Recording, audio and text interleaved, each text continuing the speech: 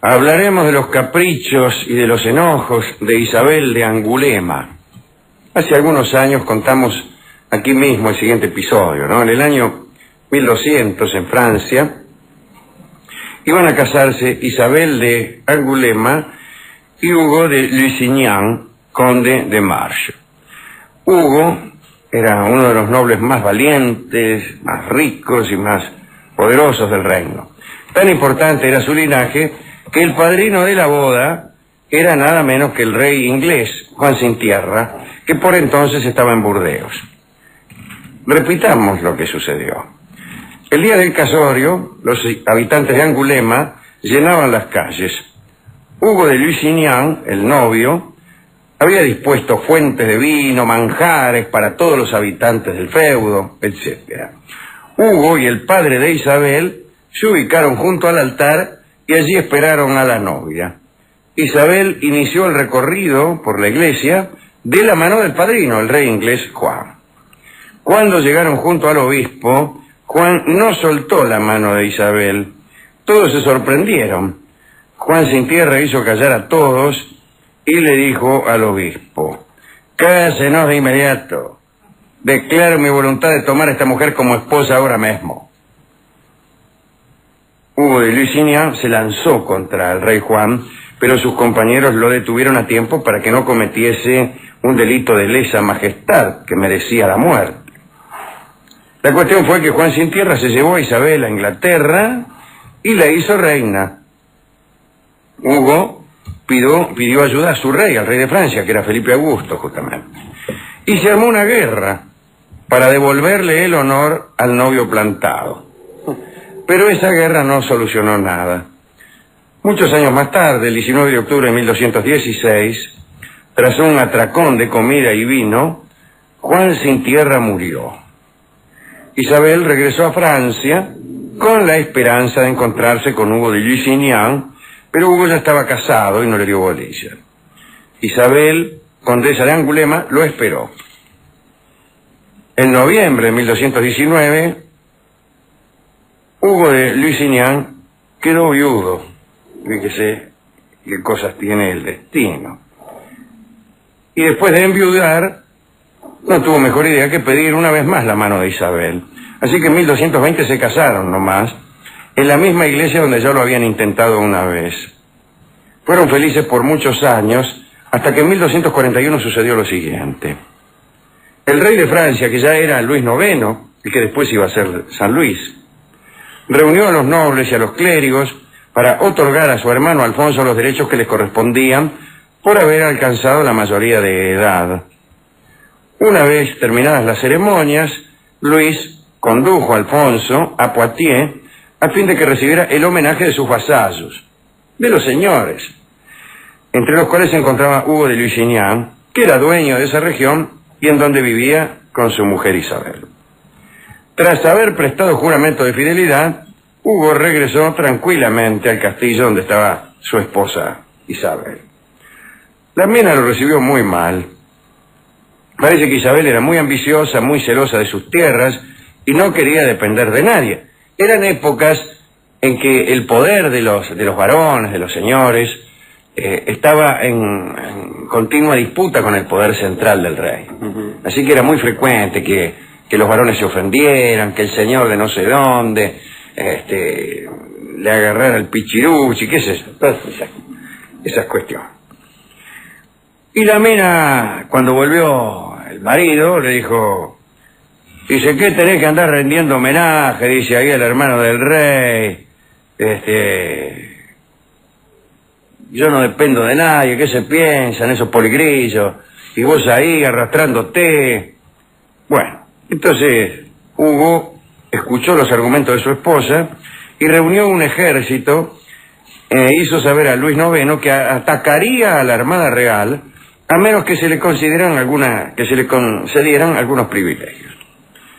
Es decir, una típica guerra entre el poder central y los señores feudales, porque no se sometían del todo. Bueno, al cabo de 2 días de conversaciones muy corteses, el rey Luis prometió escuchar a Hugo de Lusignan. Muy contento por su victoria, Hugo fue inmediatamente a ver a Isabel, con la esperanza de recibir algunos cumplidos. Pero según las crónicas recibió esta respuesta de su mujer: quitaos de mi vista, hombre vil, abyección y oprobio del pueblo, salid y que yo no os vea más. Habéis honrado a los que os desheredan, o mejor todavía, a los que os desheredan. Digo, estaba muy nerviosa. Claro, se confundía, pobrecita. Bueno, después de aquellos insultos, Isabel se marchó. Se fue.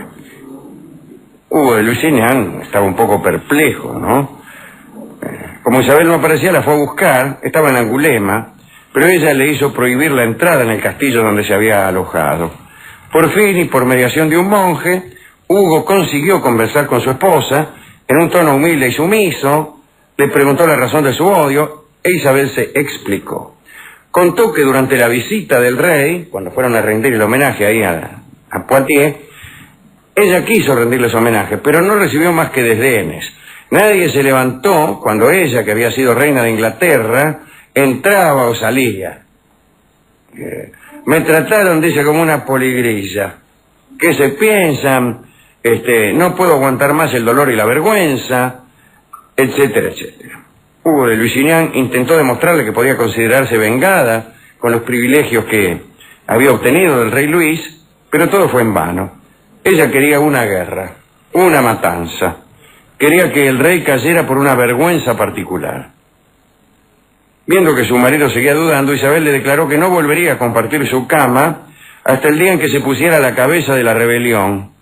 Y Hugo, que estaba muy enamorado de su mujer, reunió inmediatamente a unos varones y formó una liga de la cual fue jefe.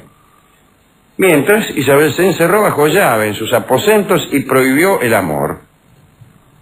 Hugo de Lusignan solicitó ser recibido por el hermano de Luis IX, Alfonso, y cuando estuvo ante su presencia, exclamó ante la sorpresa general: «Señor, reniego de vuestra señoría y tomo de nuevo mi libertad».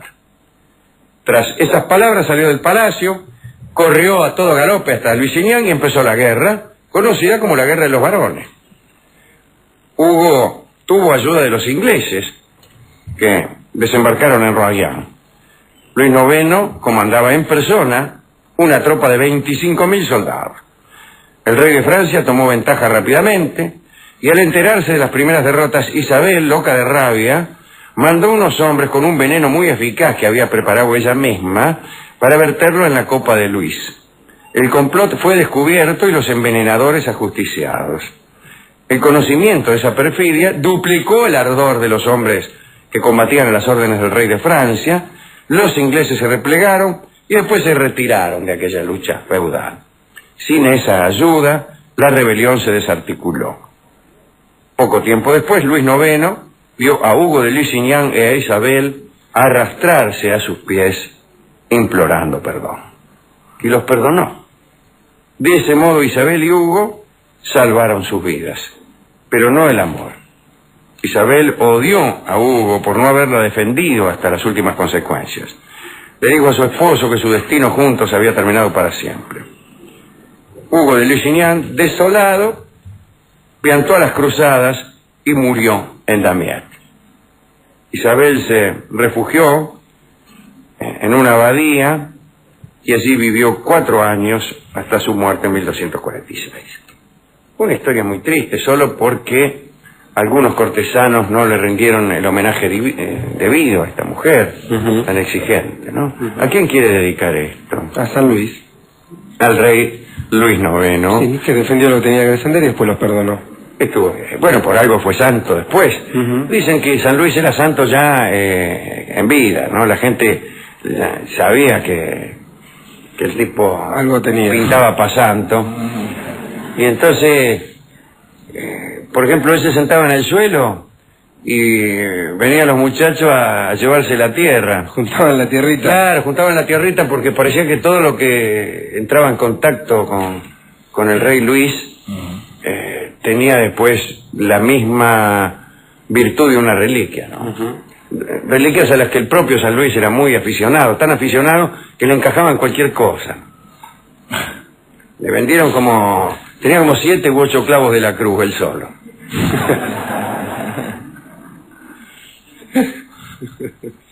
Bien, hemos ido a la discoteca, le hemos hablado de esta mujer, al discotecario que primero se indignó y después nos dio la samba que se llama La Cuartelera.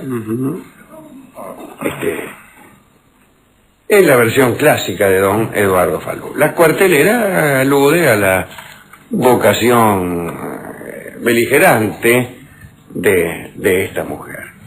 Está lleno de estas mujeres y de estos hombres. Y desde luego de otros hombres todavía peores que estas mujeres. Pero lo malo es cuando esta gente llega al poder. Sí, claro, cuando el capricho de uno llega a comprometer la vida de otros que nada tienen que ver, sí, ¿no? sí, es la desgracia. Así que la maldad y la estupidez son superlativas cuando se le agrega poder. El hombre más malo del mundo debe ser un hombre poderoso y el hombre más estúpido también.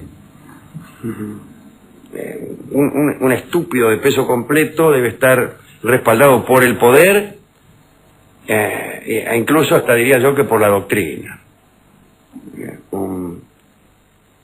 Como decía Unamuno, un mero tonto no es peligroso, pero un tonto que hace escuela sí. Escucharemos la samba, La Cuartelera, acallados los rumores de las sillas que en el Tortoni se mueven solas. Adelante.